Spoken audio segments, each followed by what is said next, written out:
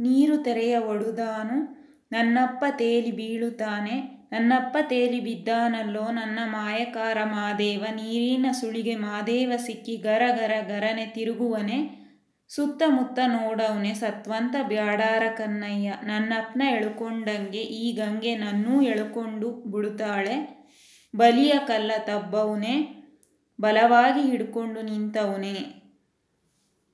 ನೀರಿನ ತೆರೆಯ ರಭಸಕ್ಕೆ ಮಾದೇಶ್ವರ ತೇಲಿ ಹೋಗುತ್ತಾನೆ. ಮಾದೇಶ್ವರನು ತೇಲಿ ಹೋಗುತ್ತಿರುವುದನ್ನು ಕಂಡಂತಹ ಕನ್ನಯ್ಯ, ಬಿಲ್ಲಯ್ಯ ಹಾಗೆಯೇ ಕಾರಯ್ಯರು ದುಃಖಭರಿತರಾಗುತ್ತಾರೆ.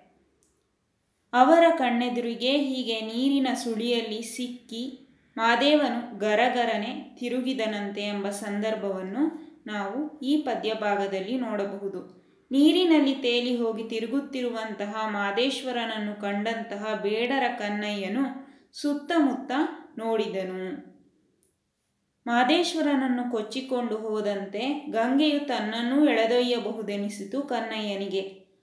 ಅವನು ಬಲಿ ಕೊಡಲು ನೆಟ್ಟಿದ್ದಂತಹ ಕಲ್ಲನ್ನು ಬಲವಾಗಿ ತಬ್ಬಿಕೊಂಡು ನಿಂತನು ಎಂಬ ಸಂದರ್ಭವನ್ನು ನಾವು ಈ ಪದ್ಯಭಾಗದಲ್ಲಿ ಕಾಣಬಹುದಾಗಿದೆ.